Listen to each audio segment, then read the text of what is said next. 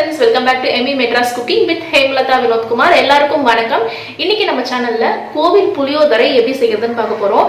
இந்த புளியோதரை வந்துட்டு நீங்க கோவில்ல எப்படி சாப்பிடுறீங்களோ அதே டேஸ்ட்ல இருக்குங்க. 100% நான் கேரண்டி தரேன். நீங்க கண்டிப்பா நான் செய்யற மாதிரியே நீங்க ஸ்டெப் பை ஸ்டெப் செய்யுங்க. உங்களுக்கு வந்து அதே டேஸ்ட்ல உங்களுக்கு கிடைக்கும். இப்போ எப்படி செய்யறதுன்னு நம்ம பார்க்கலாம். இப்போ இதுக்கு தேவையான இன்கிரிடியன்ட்ஸ் பார்க்கலாம்.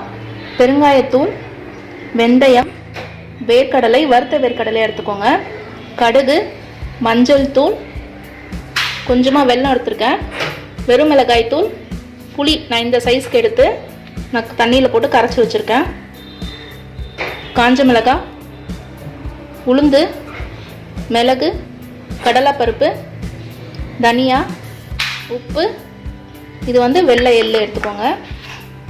2 கப்பு சாப்பாடை நான் வேக வச்சு எடுத்திருக்கேன். கொஞ்சம் கருவேப்பிலை எடுத்துக்கோங்க. இதுக்கு தேவையான அளவு எண்ணெய். இப்போ எப்படி செய்யறதுன்னு பார்க்கலாம். இப்போ ஃபஸ்ட்டு இதுக்கு வந்து ஒரு மசாலா பொடி ரெடி பண்ணிடலாம். இதுக்கு வந்து நான் 1.5 ஸ்பூன் தனியாக ஆட் பண்ணிக்கிறேன். எண்ணெய்லாம் எதுவும் நம்ம ஆயில் எதுவும் ஆட் பண்ண வேண்டாம், அப்படியே நம்ம ட்ரை ரோஸ்ட் பண்ணிக்கலாம். 2 காஞ்ச மிளகாய், ஒரு 1/4 ஸ்பூன் அளவுக்கு மிளகு. இப்போ இதை வந்து ட்ரை ரோஸ்ட் பண்ணிடலாம். பாருங்கள், நல்லா ரோஸ்ட் ஆயிடுச்சு. இப்போ இதை வந்து நம்ம ஒரு பிளேட்டுக்கு மாற்றிடலாம்.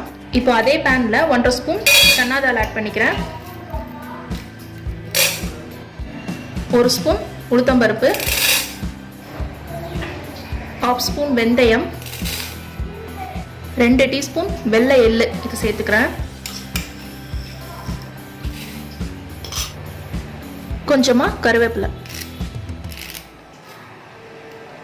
இப்போ இதையும் நல்லா ட்ரை ரோஸ்ட் பண்ணிடலாம்.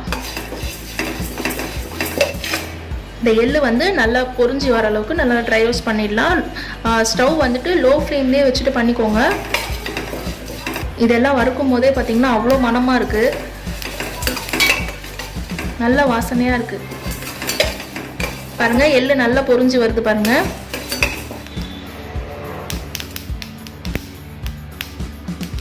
பாருங்கள், இந்த அளவுக்கு சவுண்டாக போதும். இப்போ வந்து நம்ம சுவிட்ச் ஆஃப் பண்ணிடலாம் ஸ்டவ்வை. இதையும் நம்ம ஒரு பிளேட்டுக்கு மாற்றிடலாம். பாருங்கள், இது எல்லாத்தையும் நான் ஒன்றா சேர்த்துட்டேன். அந்த தனியாக மிளகுலாம் வறுத்தோம்ல, அது எல்லாத்தையும் ஒன்றா சேர்த்துட்டு இது நல்லா சூடு ஆறின உடனே நம்ம மிக்ஸி ஜாரில் போட்டு பவுடர் பண்ணி எடுத்துக்கலாம். ஈரமாக இருக்கக்கூடாது, மிக்ஸி ஜார் போடும் போது ஈரம் இல்லாமல் பார்த்து போட்டுக்கோங்க. இப்போ பேன் நல்லா ஹீட் ஆனதும் ஒரு 3 டீஸ்பூன் அளவுக்கு நல்லெண்ணெய் சேர்த்துக்கிறேன். புளிசாதம் வந்து நல்லெண்ணெயில் செஞ்சிங்கன்னா ரொம்ப நல்லாயிருக்கும். இப்போ இதில் 1/2 ஸ்பூன் கடுகு, கடலைப்பருப்பு 1 ஸ்பூன், 1/2 ஸ்பூன் உளுத்தம்பருப்பு, கொஞ்சமாக ஒரு 1/4 ஸ்பூன் அளவுக்கு வெந்தயம் ஆட் பண்ணிக்கிறேன்.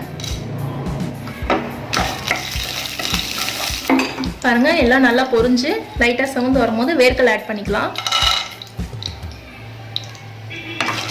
நீங்கள் வேர்க்கடலைக்கு பதிலாக முந்திரி கூட ஆட் பண்ணிக்கலாம். உங்களுக்கு என்ன விருப்பமோ அதை சேர்த்துக்கோங்க. 2 காஞ்ச மிளகாய் கிள்ளி போட்டுக்கிறேன். எல்லாம் நல்லா சிவந்து வரும்போது கருவேப்பிலை ஆட் பண்ணிக்கலாம்.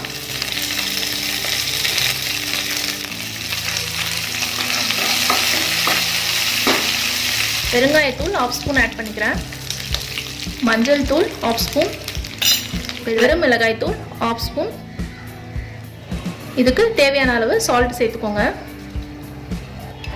எல்லாத்தையும் நல்லா மிக்ஸ் பண்ணிவிட்டு நம்ம எடுத்து வச்சுருக்க புளி கரைச்சலை ஆட் பண்ணிடலாம். நல்லா அந்த மாதிரி மிக்ஸ் பண்ணிக்கோங்க. இப்போ இதில் சேர்த்துடலாம்.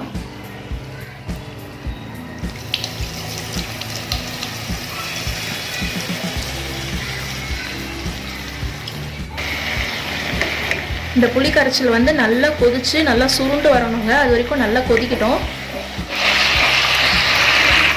பாருங்கள், இந்த மாதிரி நல்லா கொதிச்சு வரும்போது இப்போ வந்து நான் 1 ஸ்பூன் வெல்லம் ஆட் பண்ணிக்கிறேன். நம்ம அரைச்சி வச்சுருக்க மசாலா பொடியை ஆட் பண்ணிக்கலாம். நான் இதில் வந்து ஒரு 2 ஸ்பூன் ஆட் பண்ணுறேன்.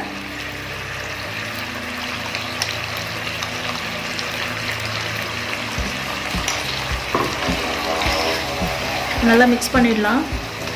இப்போவே நல்லா சூப்பராக அவ்வளோ வாசனையாக இருக்குங்க.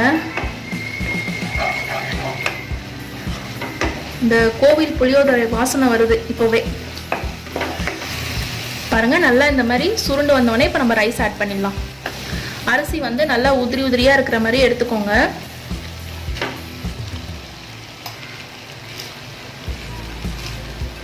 இந்த மாதிரி நல்லா உதிரி உதிரியாக இருக்கிற மாதிரி எடுத்துக்கோங்க, அப்போ தான் நல்லாயிருக்கும். இதை நல்லா மிக்ஸ் பண்ணிடலாம்.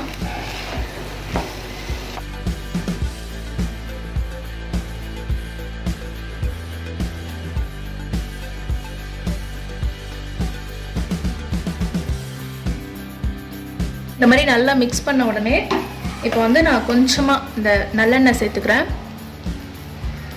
ஒரு டீஸ்பூன் அளவுக்கு நல்லெண்ணெய் சேர்த்துக்கிறேன். இந்த மாதிரி பச்சையாக நம்ம நல்லெண்ணெய் சேர்த்தோன்னா இதோட ஃப்ளேவர் வந்து சூப்பராக இருக்கும் உங்களுக்கு. அதுக்கப்புறம் கொஞ்சமாக கருவேப்பிலை, அப்புறம் நம்ம அரைச்சி வச்சுருக்க பொடி 1 ஸ்பூன் இதில் சேர்த்துக்கலாம்.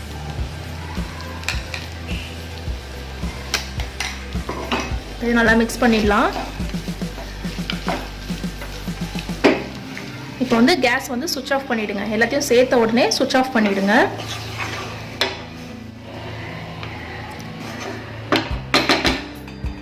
அவ்வளோதாங்க, சூப்பரான கோவில் புளியோதரை ரெடி ஆயிடுச்சு. இப்போ இதை வந்து நம்ம சர்வ் பண்ணிக்கலாம்.